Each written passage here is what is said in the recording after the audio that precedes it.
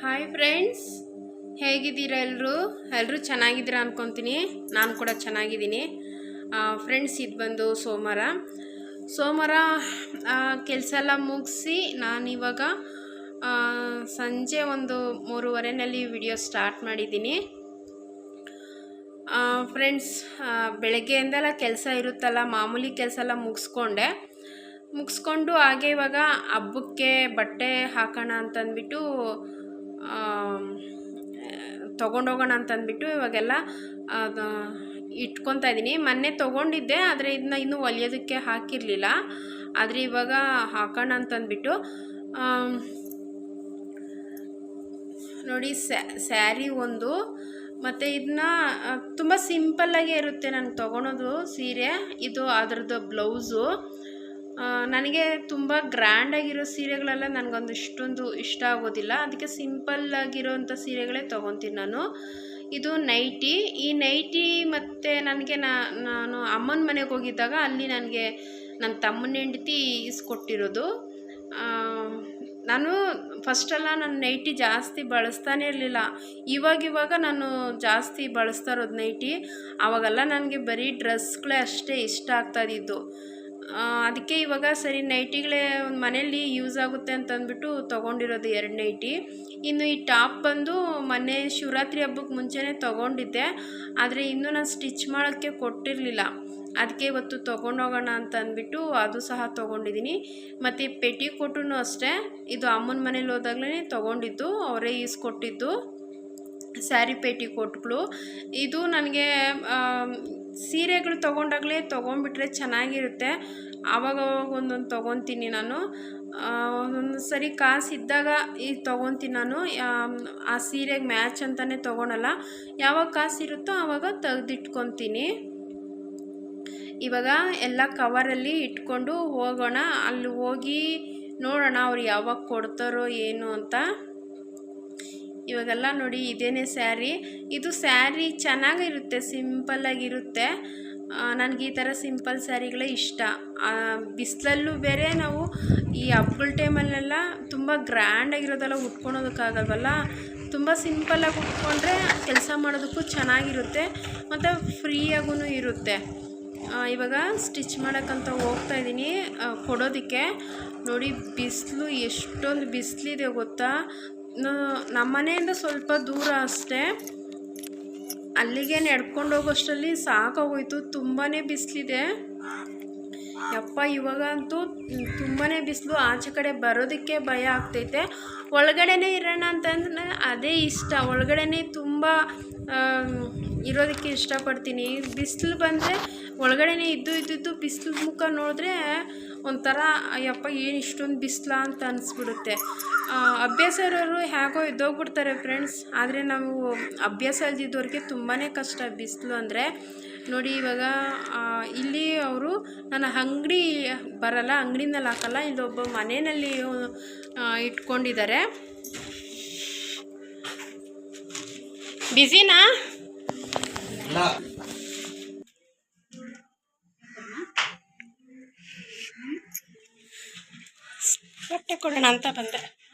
ಬಟ್ಟೆಗಳು ಕೊಡೋಣ ಅಂತ ಬಂದೆ.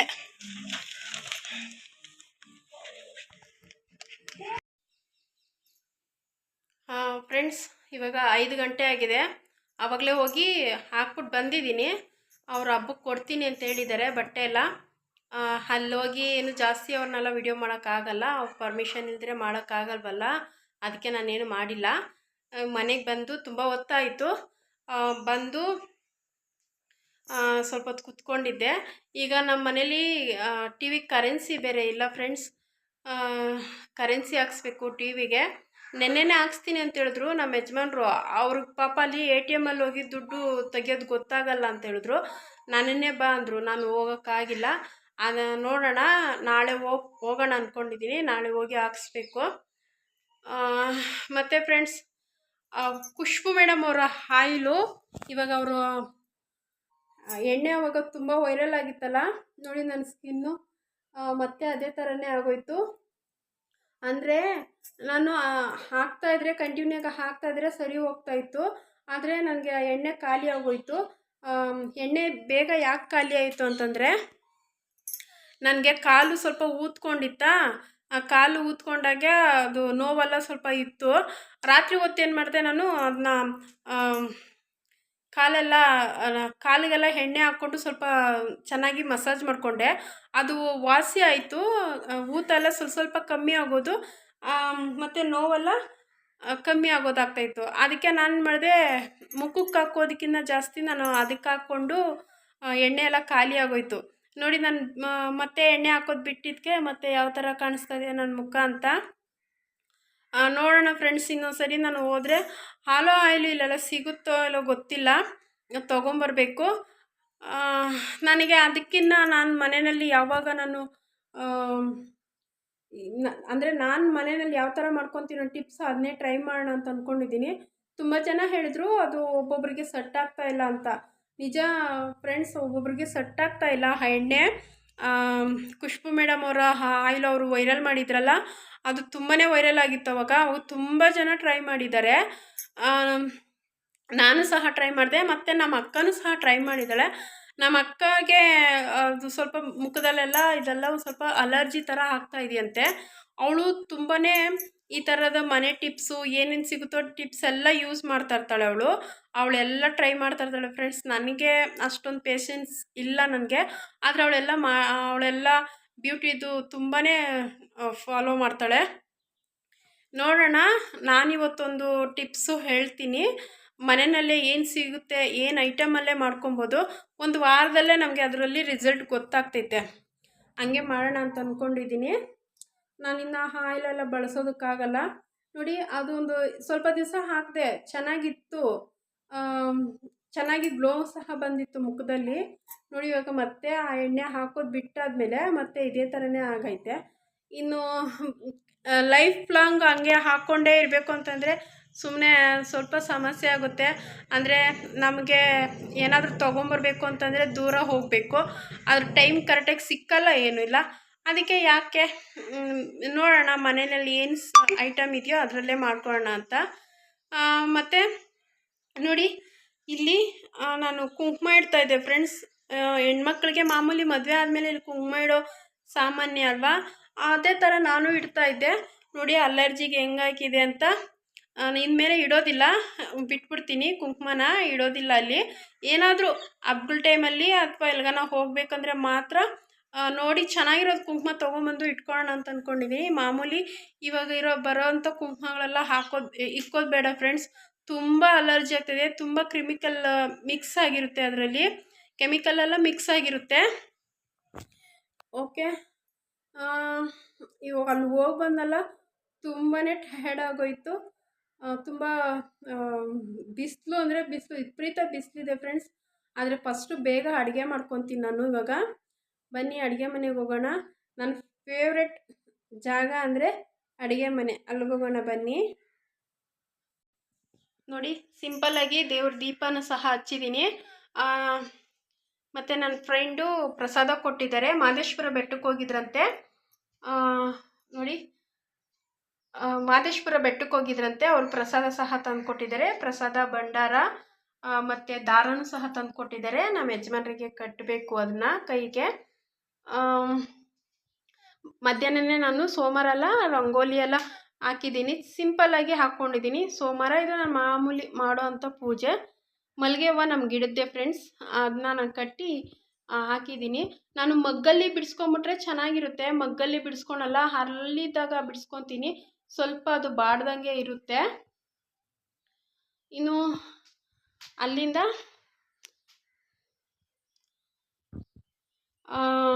ಇಲ್ಲಿ ಕ್ಯಾಬೇಜು ನನಗೊಬ್ಬರು ನಮ್ಮ ಮನೆ ಪಕ್ಕ ಅಂದರೆ ಆ ಕಡೆ ಇದ್ದಾರೆ, ಅವ್ರು ಕೊಟ್ಟರು. ಬಿಸಿಲಲ್ಲಿ ಸ್ವಲ್ಪ ಜಾಸ್ತಿ ತಿನ್ನೋದು ಬೇಡ ಇದು, ಆದರೆ ನೋಡೋಣ.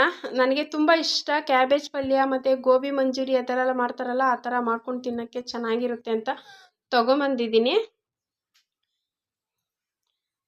ಇಲ್ಲಿ ಬೆಳಗ್ಗೆ ನಾನು ಬೇಳೆ ರಸ ಮಾಡಿದ್ದೆ ಫ್ರೆಂಡ್ಸ್, ಬೇಳೆ ರಸ ಮಾಡಿದ್ದೆ, ಅದೇ ರಸ ಇದೆ, ನೋಡೋಣ. ಮತ್ತು ಮಧ್ಯಾಹ್ನ ಅನ್ನ ಮಾಡ್ಕೊಂಡಿದ್ದೆ. ಕಾಳು ನೆನೆಸಿಟ್ಟಿದ್ದೀನಿ ಬೆಳಗ್ಗೆಗೆ, ಸಾಯಂಕಾಲಕ್ಕೆ. ಬೆಳಗ್ಗೆ ನೆನೆಸಿಟ್ಟಿದ್ದೆ ಕಾಳು. ಇವಾಗ ಆಲೂಗೆಡ್ಡೆಯನ್ನು ಬದನೆಕಾಯಿ ಹಾಕಿ ಮಾಡೋಣ ಅಂತ. ಇದನ್ನ ನಾನು ಸ್ವಲ್ಪ ಲೇಟಾಗಿ ನೆನೆಸಿದೆ. ಆದರೆ ಫಸ್ಟೇ ಕುಕ್ಕರಲ್ಲಿ ಒಂದು 4ರಿಂದ 5 ವಿಜಿಲ್ ಕೂಗಿಸ್ಕೊತೀನಿ.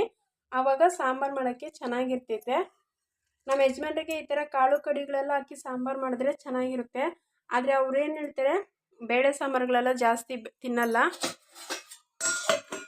ಇವತ್ತು ಅಲಸಂದೆ ಕಾಳು ಮತ್ತು ಬದನೆಕಾಯಿ ಆಲೂಗಡ್ಡೆ ಹಾಕಿ ಸಾಂಬಾರು ಮಾಡ್ತೀನಿ.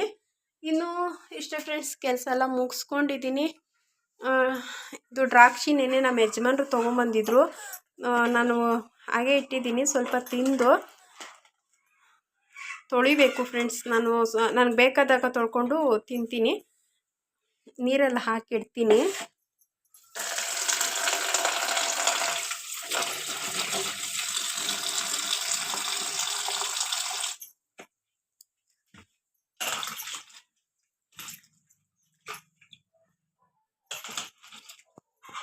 ಹುಳಿ ಇಲ್ಲ, ಹುಳಿ ಇಲ್ಲ ಫ್ರೆಂಡ್ಸ್. ಟೈಮ್ ನೋಡ್ಬೋದು 5:15 ಆಗಿದೆ. ಮಧ್ಯಾಹ್ನ ಎಲ್ಲ ಫುಲ್ಲು ಬಿಸಿಲಿತ್ತು. ಗಾಳಿ ಸ್ವಲ್ಪ ಹೊತ್ತು ಬಂತು. ಇವಾಗ ಗಾಳಿ ಏನಿಲ್ಲ, ಥರ ತಣ್ಣಗಿದೆ ಫ್ರೆಂಡ್ಸ್. ಎಷ್ಟು ತಣ್ಣಗಿದೆ ನೋಡಿ, ಬಿಸಿಲಿಲ್ಲ. ಮಧ್ಯಾಹ್ನದೊತ್ತು ಈ ಥರ ಇದ್ದರೆ ಎಷ್ಟು ಚೆನ್ನಾಗಿರುತ್ತೆ ಅಲ್ವಾ, ತಣ್ಣಗೆ. ಆದರೆ ಇರೋದೆಲ್ಲ ವಿಪರೀತ ಬಿಸಿಲು ಅಂದರೆ ಬಿಸಿಲು. ಈ ಬಿಸಿಲಲ್ಲಿ ಯಪ್ಪ ಎಷ್ಟು ನೀರು ಕುಡಿದ್ರೂ ಸಾಕಾಗಲ್ಲ, ಅಷ್ಟು ಬಿಸಿಲು.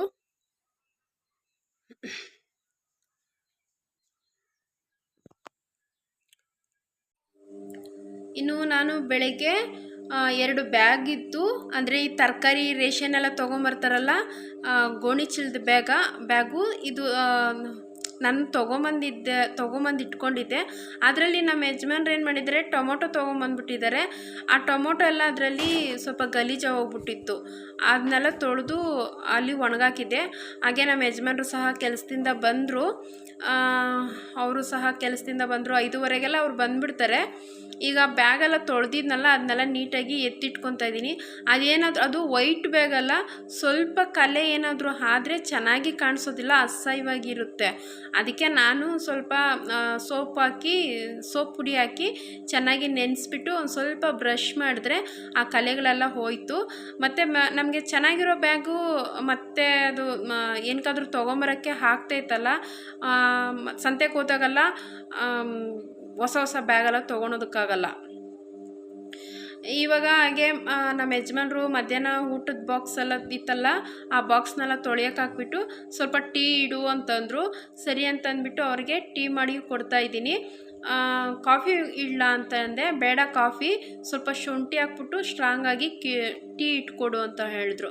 ಸರಿ ಅಂತಂದ್ಬಿಟ್ಟು ಟೀ ಮಾಡೋಣ ಅಂತ 1 ಗ್ಲಾಸ್ ಹಾಲು ಹಾಕಿದ್ರೆ ಇನ್ನೊಂದು ಗ್ಲಾಸು ನೀರು ಹಾಕಿದ್ರೆ ಕರೆಕ್ಟಾಗಿ ಇಬ್ಬರಿಗೆ ಕರೆಕ್ಟಾಗಿ ಇರುತ್ತೆ. ಅಷ್ಟು ನೀರು ಇರಲ್ಲ, ಟೀ ಅಷ್ಟು ಗಟ್ಟಿಯಾಗೂ ಇರಲ್ಲ, ಅಷ್ಟು ಚೆನ್ನಾಗಿರುತ್ತೆ. ಮತ್ತು ನಾನು ಆವಾಗಲೇ ನಮ್ಮ ಫ್ರೆಂಡ್ ಪ್ರಸಾದ ಕೊಟ್ಟಿದ್ರು, ಮಾದೇಶ್ವರ ಬೆಟ್ಟಕ್ಕೆ ಹೋಗಿದ್ರು ಅಂತ ಹೇಳಿದ್ನಲ್ಲ, ಅದ್ರದ್ದು ದಾರ ಇತ್ತಲ್ಲ, ಹಾಗೆ ನಮ್ಮ ಯಜಮಾನ್ರಿಗೆ ಆ ದಾರನ ಕಟ್ತಾ ಇದ್ದೀನಿ ಕೈಗೆ. ಮತ್ತು ಪ್ರಸಾದನೂ ಸಹ ಹಾಗೆ ತಿಂತಾಯಿದ್ರಿ. ಲಡ್ಡು ಅದು ತುಂಬ ಚೆನ್ನಾಗಿರುತ್ತೆ ಅಲ್ವಾ, ಈ ಥರ ಪ್ರಸಾದ ಲಡ್ಡು ಸಿಗುತ್ತಲ್ಲ, ಬೂಂದಿ ಲಡ್ಡು, ಅದೆಲ್ಲ ಚೆನ್ನಾಗಿರುತ್ತೆ ಫ್ರೆಂಡ್ಸ್. ನಂಗೆ ತುಂಬ ಇಷ್ಟ ಈ ಥರದ್ದು. ಓಂ ಶಕ್ತಿ ದೇವಸ್ಥಾನದಿಂದ ತರೋದು. ಯಾಕೆ ಹೋಗೋದು ತೆಗಿತಾರದು? ಕಾಲು ಕಟ್ಕೊಬೇಕು. ಕಾಲಲ್ಲಿ ಇರೋದೇನಾಯ್ತು? ಹಂಗಾದ್ರೆ ದೃಷ್ಟಿ ಆಗೈತೆ ಅಂತಾನೆ. ನೋಡಿ ಫ್ರೆಂಡ್ಸ್, ಮೊನ್ನೆ ತಾನೇ ದಾರ ತಂದು ಕೈಗೊಂದು ಕಾಲುಗೊಂದು ಕಟ್ಕೊಂಡಿದ್ರು. ಕೈಯಲ್ಲಿರೋ ದಾರ ಐತೆ, ಕಾಲಲ್ಲಿರೋ ದಾರ ಇಲ್ಲ ಅಂತಂದ್ರೆ, ಕಾಲು ಕಟ್ಟಿರೋ ದಾರ ಇಲ್ಲ ಅಂತಂದ್ರೆ ದೃಷ್ಟಿ ಆಗೈತೆ ಅಂತ ಅಲ್ವಾ ಫ್ರೆಂಡ್ಸ್? ಅದು ಪಕ್ಕ ದೃಷ್ಟಿ ಆಗೈತೆ ಅಂತ. ಪಾಪ ಎಷ್ಟು ಒದ್ದಾಡ್ತಾ ಇದ್ದಾರೆ ಬಿಡ್ಸಕ್ಕೆ. ಬ್ರಹ್ಮಗಂಟ ಹಾಕಿಟ್ಟಿದ್ದಾರೆ, ಬ್ರಹ್ಮಗಂಟು. ಯಾವ ಕಾಲಕ್ಕೆ ಬಿಡಿಸೋದು?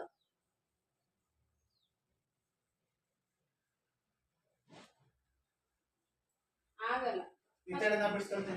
ಫಸ್ಟ್ ಟೀ ಕುಡಿ, ಆಮೇಲೆ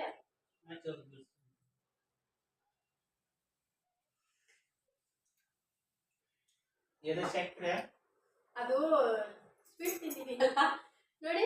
ಸ್ವೀಟ್ ತಿನ್ಬಿಟ್ಟು ಟೀನೋ ಕಾಫಿನೋ ಕುಡಿದ್ರೆ ಸ್ವೀಟ್ ಸಿಗುತ್ತಾ? ಸಪ್ಪೆನೇ ಹೊಡಿಯೋದು.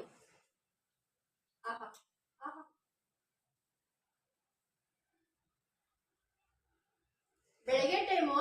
ಯಾರಿಗಾದ್ರೂ ಅಡುಗೆ ಮಾಡಿ ಕೊಡ್ತೀನಾ, ತಗೊಂಡೋಗಿ ತಿಂತಾರ ಮಧ್ಯಾಹ್ನ ಟೈಮು? ಒಂದು ದಿವಸನಾದ್ರೂ ಚೆನ್ನಾಗಿತ್ತು ಅಂತ ಬಂದು ಹೇಳ್ಬಾರ್ದಾ? ಒಂದ್ ದಿವಸನೂ ಬಂದು ಹೇಳಲ್ಲ. ಮಸಾಲೆ ಸಾರು ಬೇಕಂತೆ ಅವ್ರಿಗೆ.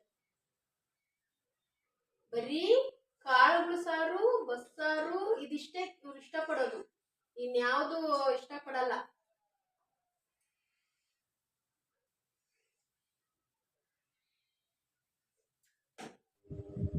ಇನ್ನು ಟೀ ಕುಡ್ದಾದ್ಮೇಲೆ ಅಡುಗೆ ಮಾಡೋಣ ಅಂತ ಅಂದ್ಬಿಟ್ಟು ಆ ಕಾಳು ನೆನೆಸಿಟ್ಟಿದ್ನಲ್ಲ, ಅಲಸಂದಿ ಕಾಳು, ಅದನ್ನು ಸಾಂಬಾರು ಮಾಡೋಣ ಅಂತ. ನಾನು ಏನು ರುಬ್ಬೋದಿಲ್ಲ ಫ್ರೆಂಡ್ಸ್. ಯಾಕೆ ಅಂತಂದರೆ ಮಸಾಲೆ ಏನು ರುಬ್ಬೋದಕ್ಕೆ ಹೋಗಲ್ಲ. ಈ ಬಿಸಿಲು ಟೈಮಲ್ಲಿ ಜಾಸ್ತಿ ಊಟ ಮಾಡೋದಕ್ಕೆ ಆಗಲ್ಲ. ಅಂಥದ್ರಲ್ಲಿ ಮಸಾಲೆ ಎಲ್ಲ ರುಬ್ಬಿ ಸಾರು ಮಾಡಿದ್ರೆ ಅದು ಇನ್ನೂ ತಿಂದಂಗೆ ಅನಿಸೋದಿಲ್ಲ, ಒಂಥರ ಮುಖಕ್ಕೆ ಎಗಟು ಹೊಡ್ದಂಗೆ ಇರುತ್ತೆ.